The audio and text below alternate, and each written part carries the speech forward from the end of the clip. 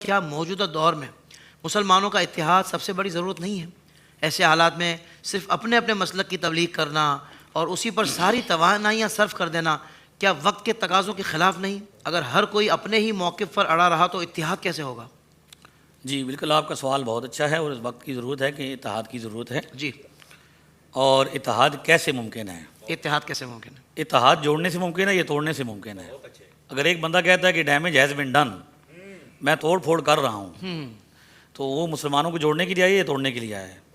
اتحاد کا مطلب تو یہ تو نہیں ہے کہ بھئی مسلمان ہونے کا یہ مطلب ہے کہ باقی ساری امت مسلمہ کو آپ مشرک، بدعتی، کافر اور کیا کچھ قرار دے دیں۔ یعنی اب میں نے تو یہاں تک سنا ایک اسکالر کا کہنے والے نے کہا کہ 1200 سال کا سارا نظام میں نے چیلنج کر دیا ہے۔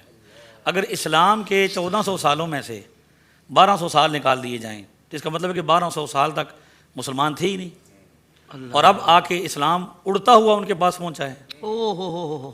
مطلب ہمارا ایک دفعہ مرزائیوں سے مناظرہ ہوا تو انہوں نے کہا جی مربی ان کا جو جس طرح ان کا ایک مذہبی رہنما ہوتا ہے وہ آ گیا، اس نے کہا جی بھائی بات چیت شروع کی جائے۔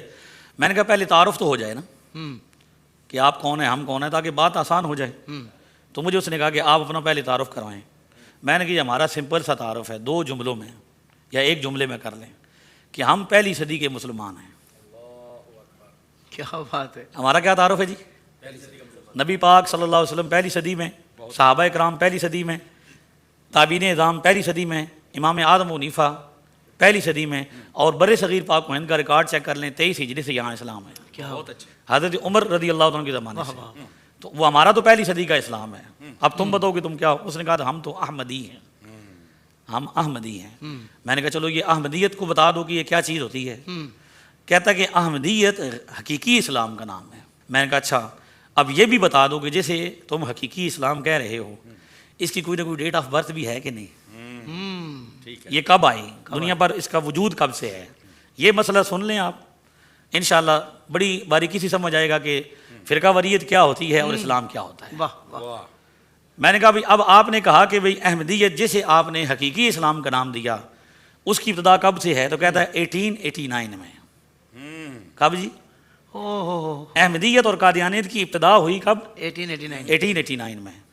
تو میں نے کہا آپ نے خود کہہ دیا کہ بھئی یہ جسے آپ نے حقیقی اسلام قرار دیا یہ حقیقی اسلام 1899 میں دنیا پر آیا۔ اب یہ بھی بتا دو کہ اسلام کب سے ہے؟ یہ بھی بتا دو۔ واہ! اسلام کب سے ہے؟ کہتا ہے اسلام تو پہلی صدی سے ہے۔ تو میں نے کہا اب یہ عجیب بات ہے حضرت قبلہ آپ کی توجہ چاہتے ہوئے کہ اسلام آیا پہلی صدی میں اور جسے تم حقیقی اسلام کہہ رہے ہو یہ آیا 1899 میں، تو لیٹ نہیں ہو گیا؟ بہت اچھے بھائی، بہت اچھے۔ مطلب اب آپ چیک کریں کسی کی عمر 150 سال۔ اب ہمارے جیل میں ایک فرقی ہے، فرقی، مطلب پہلے تو فرقے ہوتے تھے نا، اب تو ساجد بھائی فرقیاں آ رہی ہیں، فرقی، صبح کچھ ہیں شام کو کچھ ہیں۔ تو ان سے ہم نے پوچھا جب ہماری ملاقات ہوئی کہ آپ کون ہیں؟ انہوں نے کہا جی ہم اونلی مسلم ہیں۔ کیا ہے جی؟ تو میں نے کہا اونلی مسلم کی کوئی ڈیفینیشن بتائیے کیا ہوتا ہے، کب آیا ہے؟ کہتا اونلی مسلم 2008 میں آیا ہے۔ تو میں نے کہا اب یہ بھی بتا دو کہ مسلم کب سے ہے؟ کہتے ہیں مسلم تو پہلی صدی میں آیا۔ تو میں نے کہا مسلم پہلی صدی میں آیا اور اونلی مسلم 2008 میں آیا، تو اسی زیادہ نہیں لیٹ ہو گئے؟ بہت اچھے بھائی، آپ زیادہ نہیں لیٹ ہو گئے؟ بہت زیادہ لیٹ ہو گئے۔ تو مسئلہ یہ ہے کہ اب مجھے ایک بندے نے، میں بہاول نگر میں نے بیان کیا تو وہاں پہ مجھے ٹیلی فون آیا بعد میں بھی، آپ تو بریلوی کہلاتے ہیں، تو بریلویت کی عمر بھی تو 19ویں صدی کی ہے۔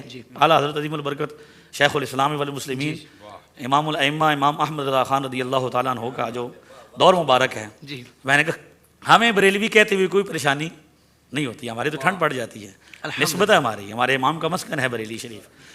اب یہ بھی بتا دو، میں نے اس سے کہا کہ ہمیں بریلوی کیوں کہتے ہو؟ اب یہ حضرت بڑا نقطہ ہے کہ بھئی بریلوی، ہمیں بریلوی کیوں کہتے ہیں؟ مجھے اس نے خود کہا کہ آپ میلاد مناتے ہیں اور مزار پہ جاتے ہیں، یعنی مزار پہ جائے تو بریلوی، میلاد منائے تو بریلوی۔ میں نے کہا خود ڈیفینیشن آپ نے کر دی ہے، اب یہ بھی بتا دو کہ بریلوی کہتے ہیں مزار پہ جانے والے کو، میلاد منانے والے کو۔ جب سیدی اعلیٰ حضرت دنیا پر موجود نہیں تھے، تشریف نہیں لائے تھے، تو کیا دنیا پر مزار تھے؟ میلاد ہوتا تھا اعلیٰ حضرت سے پہلے بھی؟ کہتا بالکل ہوتا تھا۔ صرف ہندوستان میں ہوتا تھا یا پوری دنیا میں؟ آج بھی پوری دنیا میں آپ دیکھ لیں مزار بھی میلاد بھی. بالکل ایسا ہی. تو میں نے کہا بھی اعلیٰ حضرت رضی اللہ تعالیٰ عنہ دنیا سے ابھی تشریف نہیں لائے تھے دنیا پر, تو یہ سب کچھ تھا اور ساری دنیا میں. مجھے اس نے کہا کہ بھائی سب سے بڑا میلاد یمن میں ہوتا ہے. میں نے کہا خود تم نے مسئلہ حل کر دیا کہ دنیا کا سب سے بڑا میلاد یمن میں ہوتا ہے. اعلیٰ حضرت ساری زندگی یمن نہیں گئے, یمن والوں کو بریلوی کس نے بنا دیا ہے؟ اللہ اکبر. او یمن والوں کو بریلوی کس نے بنا دیا؟ اگر اس وجہ سے بریلوی کہتے ہو کہ مزار پہ جانے والا بریلوی اور میلاد پہ جانے والا بریلوی ہے تو ساری دنیا ہی بریلوی ہے. میں نے کہا میرا جملہ سنو, اعلیٰ حضرت نے کسی نئے عقیدے کی بنیاد نہیں رکھی بلکہ پہلی صدی کی عقیدے کی حفاظت فرمائی ہے. واہ واہ واہ واہ. جب نئے عقیدے پیش کیے جا رہے تھے تو سب سے پہلے تو یہ سمجھنا ضروری ہے اتحاد کے لیے کہ اصل اسلام کیا ہے. جس بنا پر مسلمانوں کی اکثریت تھی کثیر اور قدیم گروہ جو ہے, کثیر اور قدیم, کثیر بھی اور قدیم بھی. ہاں یہ جملہ سمجھانا ہے ہم نے دنیا کو کہ ہم قدیم بھی ہیں اور کثیر بھی ہیں. ہمارا سارا عقیدہ اہل سنت کے لیے. دیکھیں ابن ماجہ 3950 نمبر روایت, سرکار دو عالم صلی اللہ علیہ وسلم نے فرمایا ان امتی لا تجتمع علی ضلالۃ, میری امت کبھی گمراہی پر جمع نہیں ہوگی, ساری امت کبھی گمراہی پر جمع نہیں ہو سکتی. فاذا رأیتم اختلافا فعلیکم بالسواد الاعظم. حل کیا بتایا؟ اتحاد کا فارمولہ میں نے نہیں بتایا, مفتی سمر نے نہیں بتایا, حافظ طاہر صاحب نے نہیں بتایا, ساجد قادری نے نہیں بتایا, میرے بھائی نے نہیں بتایا, سرکار دو عالم صلی اللہ علیہ وسلم نے بتایا. جب دیکھو کہ اختلاف شروع ہو رہا ہے پھر کیا کرو؟ مسلمانوں کی سب سے بڑی جماعت کو فالو کرو, سواد اعظم. جب میں نے یہ حدیث پاک بیان کی حضرت تو چھوٹی سی آواز آئی, چھوٹے سے کمرے سے, چھوٹے سے سپیکر سے ایک آواز آئی, بھائی اعظم کہتے ہیں عظیم کو. بھائی حضور نے اعظم کا مطلب کثیر نہیں ہوتا, عظیم ہوتا ہے. ابھی ہوں گے لوگ تھوڑے لیکن ان کی عظمت بڑی زیادہ ہوگی. میں نے کہا آپ کو اعظم سمجھ نہیں آتا کیونکہ ہم سواد اعظم ہیں, ہمارے پیغمبر اعظم ہیں, ہمارے فاروق اعظم ہیں, ہمارے امام اعظم ہیں, ہمارے غوث اعظم ہیں, ہمارے امام محدث اعظم ہیں, ہمارے تو خطیب اعظم ہیں. مسئلہ اعظم کا ہے. کیا بات ہے. واہ واہ واہ. تو میں نے کہا اعظم سمجھ نہیں آتا کیونکہ خطیب بھی اعظم ہے, تکلیف بھی بڑی ہوتی ہے خطیب کی. سمر عباس آپ کی بڑا مسئلہ ہوتا ہے لوگوں کو, ٹھیک ہے, اور یہ ہوتا رہے گا انشاءاللہ. تو میں نے کبھی اعظم سمجھ نہیں آتا. چلو جامع ترمذی میں چلے جاؤ, وہاں پہ دیکھو سرکار دو عالم صلی اللہ علیہ وسلم نے ارشاد فرمایا کہ ساری امتیں جو ہیں ان سب کی صفیں ملا کر ٹوٹل صفیں کتنی ہوگی؟ 120. اور اس میں سے صرف امت محمد کی صفیں کتنی ہوں گی؟ 80. اللہ سبحان اللہ. سواد اعظم سمجھا رہا ہوں. تو میں نے کہا اگر 80 میں سے یہ سارے اہل سنت جو نکل گئے, مزاروں والے اور میلاد والے, تو باقی کیا رہے گا؟ اب اگر اس کو میں پنجابی میں کہوں خطیبانہ انداز میں, آتا ہو جائے. میں نے کہا بھی 80 وچوں اگر 80 نکل گئے, 80 وچوں 80 اگر 80 نکل گئے تو تسی سارے رڑ کے بد مذہب ہو, تسی سارے رڑ کے ایک صف بھی نہیں بنا سکتے. تو یہ سب سے پہلے یہ دیکھنا ہے کہ بھئی مسلمان اسلام ہے کیا.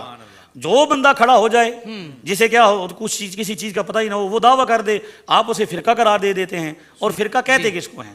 یعنی پہلے تو یہ سمجھنا چاہیے کہ فرقہ کس کو کہتے ہیں. فرقہ ہے جماعت سے الگ ہونے والے کو. یعنی جب انہوں نے یہ کہا کہ بھئی فرقہ کس کو کہتے ہیں, خود ان سے پوچھا گیا, انہوں نے کہا فرق کہتے ہیں جدا ہونے والے کو, ٹوٹ کر الگ ہونے والے کو. تو کس سے ٹوٹ کر الگ ہو؟ اب یہ دیکھیے جو ابو داؤد کی 4758 نمبر روایت ہے 4758, حضور نے ارشاد فرمایا من فارق الجماعت شبرا فقد خلع ربقۃ الاسلام من عنقہ.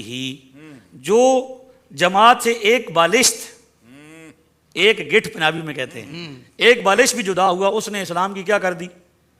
جو رسی تھی اپنی گردن سے اتار دی. مسلمانوں سے جدا ہونے والا بندہ. اب حضور نے یہ بھی ارشاد فرمایا, مسند احمد میں روایت ہے, سیدنا معاذ بن جبل کہتے ہیں ان الشیطان ذئب الانسان, انسان شیطان کا بھیڑیا ہے, جیسے بکریوں کا بھیڑیا ہوتا ہے. وہ بکری جو کنارے پہ ہو جاتی ہے, سائڈ پہ ہو جاتی ہے, اسے شکار کر لیتا ہے. لہٰذا تمہیں بچنا چاہیے. علیکم بالجماع, تم پر ضروری ہے کہ تم جماعت کو لازم پکڑو. تو دراصل یہ بتاتے ہیں کہ جدا ہونے والے کو, الگ ہونے والے کو فرقہ کہتے ہیں. یہ نہیں بتاتے کہ کس سے جدا ہو تو فرقہ بنتا ہے, کس سے جدا ہو تو فرقہ بنتا ہے. ہم بتا رہے ہیں کہ وہ دراصل مسلمانوں کی سب سے قدیم اور سب سے بڑی جماعت, وہ فرقہ نہیں, وہ جماعت ہے. جماعت جس پر خدا کی حمایت ہے.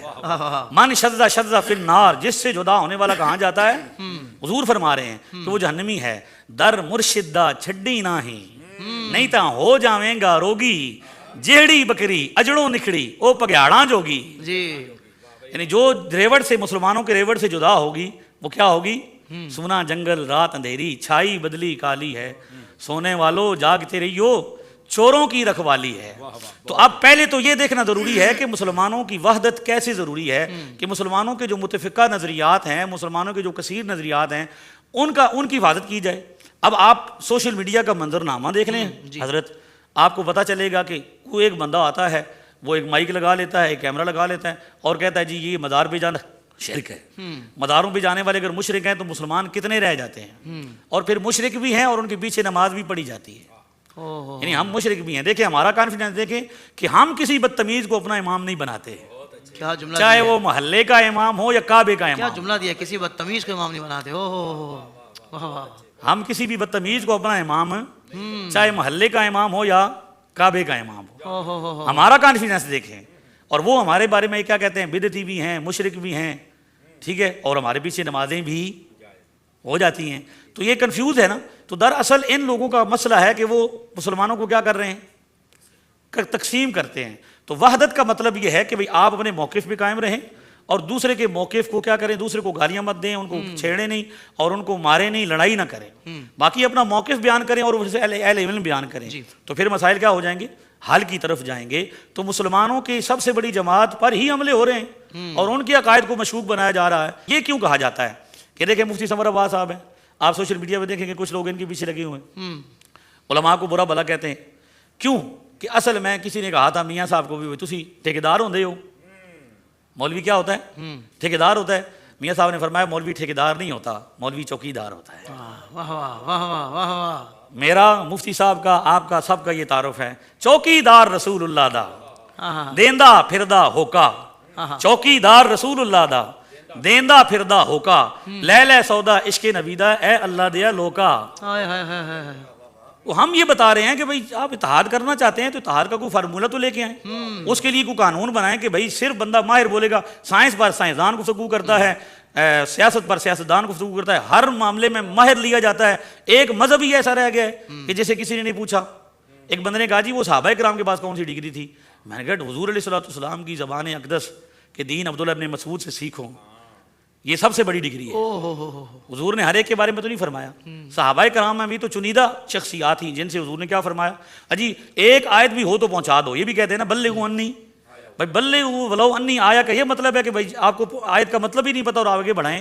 بلغوا انی ولو آیا کا مطلب ہے کہ میری طرف سے پہنچاؤ، صحیح طریقے سے پہنچاؤ، غلط پہنچانے کا ضرورت نہیں ہے۔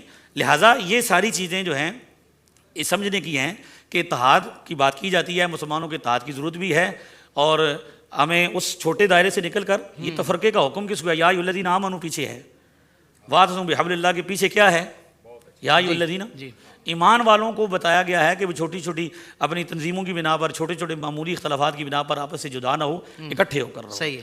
باقی جو بندہ داخل ہی نہیں ہوا اسلام میں، مجھے کسی نے کہا کہ فلاں بندہ خارج ہے، میں نے کہا خارج تو وہ ہوتا ہے جو داخل ہو، تو پہلے ان کو داخل تو کرو۔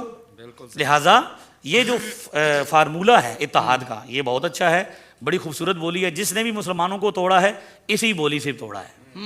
کہ بھئی کہتے ہیں کہ بھئی فرقہ بازی منع ہے، لیکن خود فرقہ بنا دیتے ہیں اور اب تو فرقے بن رہے ہیں۔ اس لیے ان لوگوں کی روک تھام کریں کہ جن لوگوں کو مہارت نہیں، جن کو پتہ نہیں، اور وہ آ کے کیا ہو جاتے ہیں، ایک چپڑا سی بھرتی ہونے کے لیے تعلیم کا معیار ہے، تو کیا خطیب الاسلام ہونے کے لیے، ممبر رسول پہ بیٹھنے کے لیے کوئی معیار نہیں ہونا چاہیے؟ زندگی کے تمام شعبوں میں دینی رہنمائی حاصل کرنے اور آخرت کو بہتر کرنے کے لیے ہمارے YouTube channel Islamic digital studio کو سبسکرائب کر لیں اور بیل آئیکن بھی پریس کر لیں۔ قرآن سے بھی ملاتا ہے ہمارا